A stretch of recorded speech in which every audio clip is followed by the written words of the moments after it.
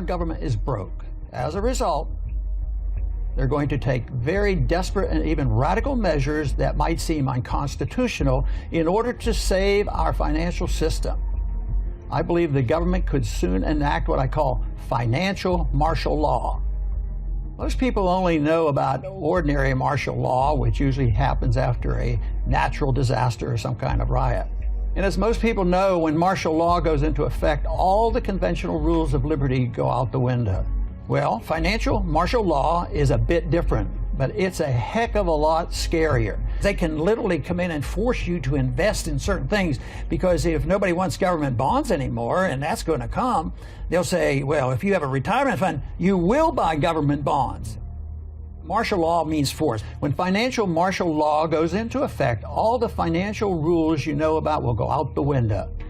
Everything you've earned, saved, invested in, it's all fair game for the U.S. government to seize. Crisis situation, the government will put their hands on your bank account, stock market account, your retirement account, your pension, you name it. They'll change the laws on what we can do with your money, how much you can access, and where you can spend it.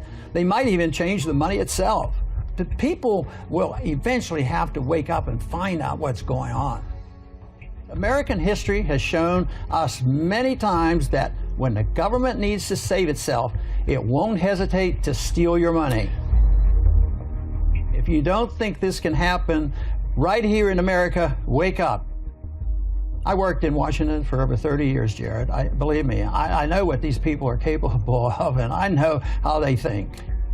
You absolutely must learn how to protect yourself, whether you've got $10,000 or $10 million in the bank. It won't matter. The government's coming for you and your money. And once the laws are in place, good luck.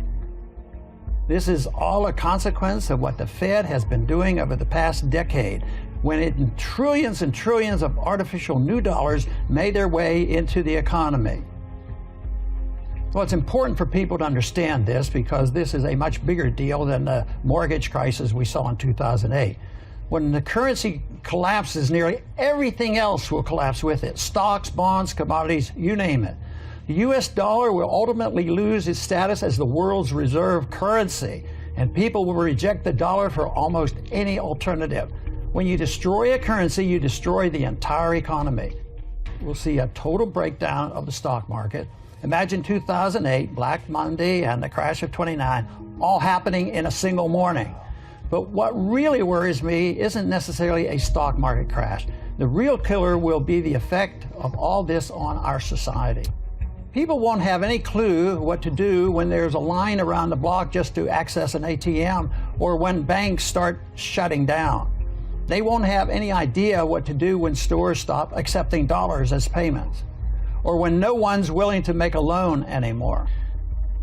But let me tell you, it's going to be a total descent into economic, social, political, and moral chaos.